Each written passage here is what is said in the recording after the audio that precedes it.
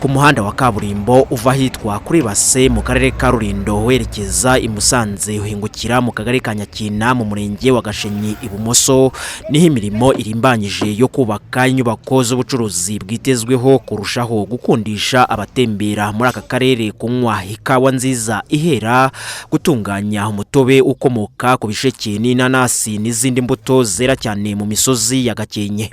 Ni umushinga uhuriweho n'abashoramari 17 biganjemo abavuka muri Gakenke.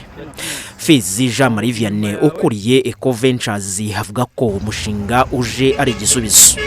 Umusaruro w'abahinzi aka karere keza inanasi nyinshi cyane, akarere keza ibisheke, akarere keza ikawa. Ibyo byose ni ibintu tuzajya dukoresha umunsi ku munsi kugira ngo tubashe kuba twabisangiza n'abaca hano, baba bakerarugendo cyangwa se n'abandi baca muri aka karere bajya aho baba bajya hose, baba bajya Kigali cyangwa bajya Musanze cyangwa Gisenyi. Abaturage bari hagati ya 40 na 50 bahawemo akazi mu mirimo yo kubaka izi nyubako z'ubucuruzi zizwi nka coffee shop. Icyambere kadufasha gutanga mituweli ku gihe, tukagaburira abana indyo yuzuye, ntituba abashomeri mu buzima busanzwe.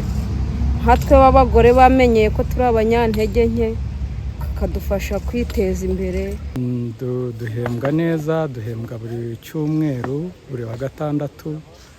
Nyine amafaranga baduhaye tukayitezamo imbere, tugura ibintu bitandukanye twari dukeneye mu buzima bwacu. Ku mushinga ho wazi hari impinduka zabaye ukurikije n'ibihe bindi tutari tuwufite. Uyu mushinga uzafasha n'abahinzi kubona aho bagurishiriza umusaruro wabo hafi kandi badahenzwe. Duhendwa n'abaturage nabo barashakisha makeya. Nk'ubu nta mbaraga mba mfite ariko nagurisha hano make, abanyakigali nabo bakajya kwiyungukiramo, ariko nitubona abazatugurira hafi bizadufasha.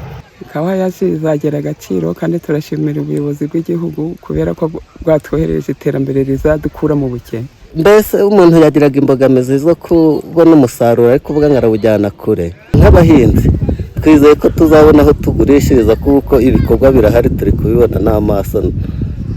Icyizere turagifite gihagije. Uyu mushinga w'inyubako zizwi nka coffee shop zigezweho uje kunganira amasoko mu rwego rwo gufasha abatemberera muri Gakenke bakenera ibyo kurya no kunywa, nk'uko umuyobozi w'akarere ka Gakenke wongirije ushinzwe iterambere ry'ubukungu Niyosenga Aimé François akomeza abisobanura. Ubundi iriya coffee shop cyangwa se ni isoko ry'ikawa aho ikawa igomba gucururizwa, ariko muri uko kuyicuruza hakaba no kuyihafatira, kuyihanywera.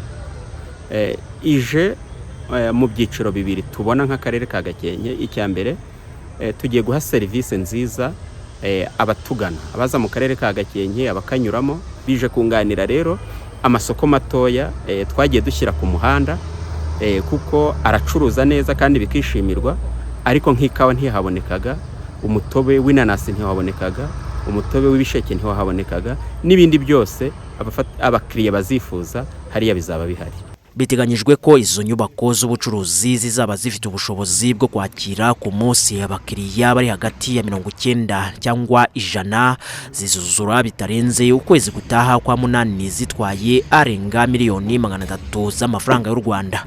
Robert Byiringiro mu karere ka Gakenke.